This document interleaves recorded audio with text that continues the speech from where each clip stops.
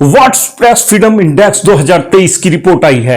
यह एक world level का सर्वे किया जाता है जो प्रेस की फ्रीडम के ऊपर होता है। इसमें इंडिया की रैंकिंग 161 आई है। 180 कंट्रियों का यह सर्वे किया जाता है। 11 गिर के इंडिया की रैंकिंग 161वें आई है। क्यों गिरी है इंडिया की रैंकिंग? कौन करता है इस सर्वे को?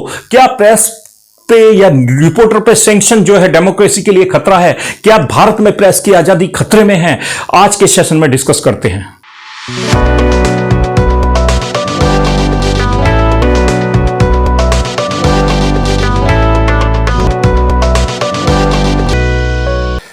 नमस्कार दोस्तों, स्वागत है आपका। हम आपको अपनी वीडियो के द्वारा देते हैं बेहतर टिप्स, ट्रिक्स और मोटिवेशन जो आपकी सक्सेस के लिए बहुत जरूरी है। हम लेकर आते हैं बिजनेस मोटिवेशन के अलावा एजुकेशनल, सेल्फ इंप्रूवमेंट और देश हित से जुड़ी बहुत सारी जानकारियां जो आपकी नॉलेज और स्किल को बढ़ाने के लिए बहुत काम आती हैं। आज की इसी सीरीज में हम लेकर आए हैं प्रेस की आजादी के ऊपर क्या खतरा है।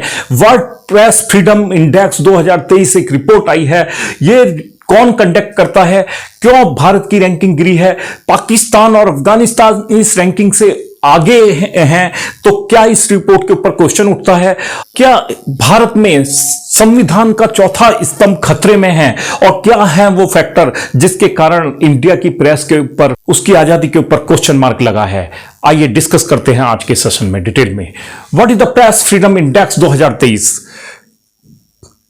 दोस्तों, रिपोर्टर्स विदाउट बॉर्डर आरएसएफ एक संस्था है जो फ्रांस की संस्था है। यह हर साल एक सर्वे कंडक्ट कराती है जिसमें newspaper industry, medias, social medias industry जो न्यूज़ देते हैं सबको, उनके ऊपर, उनकी आजादी के ऊपर यह सर्वे किया जाता है। क्या वो मीडिया बिल्कुल साफ सुथरा है या किसी के प्रेशर में वो काम कर रहा है? मेन ऑब्जेक्टिव इस सर्वे का यही होता है। यह सर्वे 3 मई को आता है। वर्ल्ड प्रेस फ्रीडम डे 3 मई को मनाया जाता है। उस दिन यह रिपोर्ट प्रकाशित होती है। इसमें इंडिया की जो रैंकिंग आई है वो 161 आई है, जबकि लास्ट ईयर 150 पे था इंडिया। और क्या कारण रहा कि 11 अंक गिर के ये रैंकिंग आई है? उसका टोटल स्कोर 36.62 आया है आउट ऑफ 100।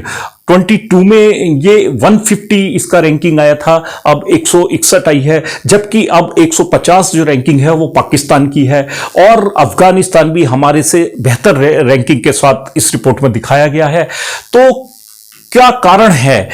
ये रिपोर्ट का कुछ पार्ट है जिसमें मेन कारण जो दिया गया है वो पढ़ते हैं। This is particularly the case in hybrid regime such as India 161 rank इसमें ब्रैकेट में दिया गया, where all the mainstream media are now owned by the wealthy businessmen close to the Prime Minister Narendra Modi.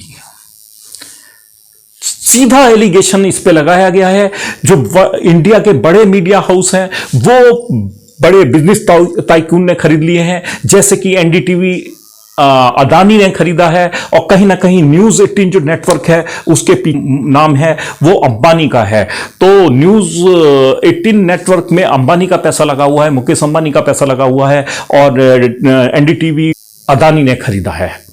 तो और उसके साथ साथ ये भी कहा गया है कि they are close to mister Narendra Modi, prime minister Narendra Modi. उनके नरेंद्र मोदी के से अच्छे संबंध हैं, प्रधानमंत्री हैं नरेंद्र मोदी। तो कहीं ना कहीं ये एक इंडिया की रैंकिंग गिराने में ये सबसे बड़ा फैक्टर काम आया है।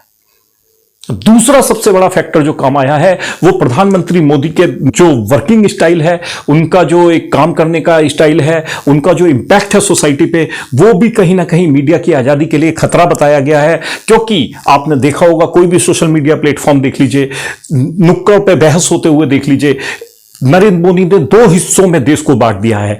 ज्यादातर लोग वो हैं जो नरेंद्र मोदी के समर्थन में रहते हैं, जिनको आपने सोशल मीडिया में देखा होगा वो अंधभक्त कहलाते हैं, मोदी भक्त कहलाते हैं। इसी तरीके से मोदी या गोदी मीडिया भी नाम एक सोशल मीडिया पे ट्रेंड करता रहता है। आप ट्विटर पे देख लीजिए इस तरीके के बहस। तो कुछ तो अगेंस्ट होते हैं, कुछ पक्ष में होते हैं। तो इसके बीच में मीडिया पे क्या इंपैक्ट होता है कि अगर कोई न्यूज सरकार के अगेंस्ट आती है, कोई न्यूज नरेंद्र मोदी के अगेंस्ट आती है, तो वो लिखते हुए रिपोर्टर उसमें कहीं ना कहीं उसको डर लगता है, कहीं ना कहीं उसको सोच होती है कि अगर मैंने ये लिख दिया तो कल मैं सोशल मीडिया पर ट्रेंड ना कर जाऊं, लोग मेरे अगेंस्ट ना लिखना शुरू कर दें, मेरे अगेंस्ट एक कैंपेन ना चला जाए। तो ये भी एक कारण है जो इंडिया की प्रेस मीडिया की रैंकिंग को, फ्रीडम की रैंकिंग को गिराने के काम आया है, जो उन्होंने ये एनालिसिस किया है। दो मेन फैक्टर यही हैं, लेकिन इसको दूसरे नजरिए से भी देखा जा सकता है।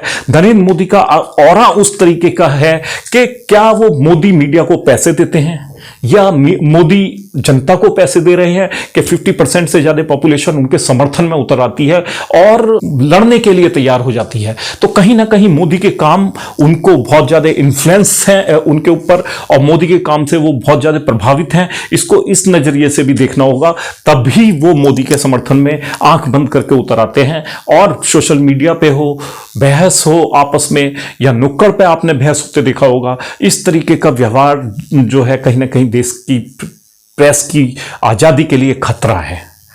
तो इस रिपोर्ट में यह बताया गया है।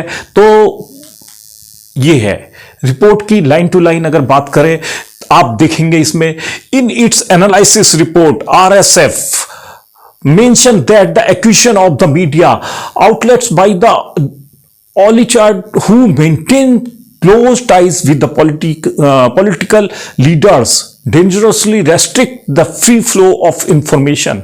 यानी कि उस इंपैक्ट के कारण, मोदी के ऑरे के कारण, उसके रिलेशन के कारण, बड़े मीडिया के साथ, मीडिया हाउसेस के साथ मोदी के संबंध होने के कारण फ्री फ्लो ऑफ इंफॉर्मेशन कहीं ना कहीं डिस्टर्ब होता है। इस रिपोर्ट में साफ साफ कहा गया है।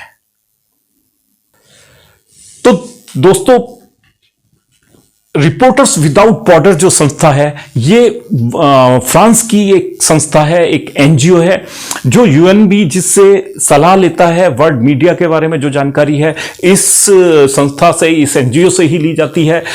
3 मई को ये हर साल रिपोर्ट प्रकाशित करता है वर्ल्ड प्रेस फ्रीडम के ऊपर। वर्ल्ड प्रेस फ्रीडम इंडेक्स एक बनाता है जिसकी 5 कैटेगरी होती हैं, बताते हैं आगे। आरएसएफ वाज, जो बनी थी, फाउंडर्स मेंबर जो थे, ये 1985 में ये बनाया गया था। मॉन्टपिलर फ्रांस के हैं ये। Robert Menard, Remy Loury, Jacques Molenat and Emilien Jubineau. It was registered non profitable organisation in 95 में, नॉन प्रॉफिटेबल ऑर्गेनाइजेशन की तरह, एनजीओ की तरह इसको रजिस्टर्ड कराया गया। और ये इसका बहुत अच्छी वैल्यू है कि वर्ल्ड प्रेस मीडिया की अगर जानकारी कहीं से डेटा लेना होता है तो यूएनबी इससे ही कंसल्ट करता है। सोचने की विषय यह है कि इंडिया से आगे अगर एशियन कंट्री में देखेंगे, इंडिया से नीचे सिर्फ 3 ही कंट्री की रैंकिंग है। वियतनाम है 178 पे, 180 में से 180 कंट्री पे ये सर्वे होता है। चाइना जो 179 पे है, सेकंड लास्ट पे चाइना है। और अनडॉप्टली आप जानते ही होंगे, नॉर्थ कोरिया, जहां मीडिया का कोई मतलब ही नहीं है, वो लास्ट रैंकिंग पे है, 180 रैंकिंग पे है। तो एशिया की बाकी कंट्री जो हैं वो इंडिया से अच्छी रैंकिंग लिए हैं। ये इंडिया के लिए सोचने की बात है। लास्ट ईयर की रैंकिंग अगर देखेंगे 150 थी इंडिया की, 41 स्कोर था, लेकिन 36.62 है इस बार स्कोर, 36.62। देखिए लास्ट और इस ईयर में इस रिपोर्ट में क्या अंतर आया है। लास्ट ईयर हमारा जो स्कोर था 150 था, अब 161 है, जिसमें पॉलिटिकल इंडिकेटर, उसमें हमारी रैंकिंग बहुत तेजी से गिरी है। 145 थी 40 के स्कोर के साथ, 40.75 के साथ, अब 33.65 है ये। इकोनॉमिक इंडिकेटर की बात करेंगे तो 149 था, अब 155 रैंकिंग पे हम लोग आ गए हैं। 30 स्कोर था, इसमें हमारा स्कोर हालांकि बढ़ा है। लेजिस्लेटिव इंडिकेटर की अगर बात करेंगे तो लेजिस्लेटिव 120 से हम 144 रैंकिंग पे आए हैं, इसमें भी हम डाउन हुए हैं। सोशल इंडिकेटर की अगर बात करेंगे, सोशल इंडिकेटर 127 से हम 143 पे आए हैं, इसमें भी गिरा है। स्कोर भी कम हुआ है, 56 से हम 45 स्कोर पे आए हैं। सिक्योरिटी इंडिकेटर में हमारा सबसे ज्यादा सोच का विषय है, चिंतन का विषय है। कहीं ना कहीं हिंदू मुस्लिम, कश्मीर का मुद्दा, इस तरीके के जो कम्युनल धर्म आधारित बातें देश में चलती रहती हैं, देश के नाम खराब करने में ये पूरे विश्व में बहुत काम करती हैं। इसलिए देश को, सबका है देश, सबको एक साथ ग्रो करना होगा। विकास की राजनीति होनी चाहिए, आगे बढ़ने की राजनीति होनी चाहिए, धर्म पीछे रह जाता है। तो कहीं ना कहीं ये सारी रैंकिंग के को अगर देखेंगे तो 161 इस बार का हमारा आया है।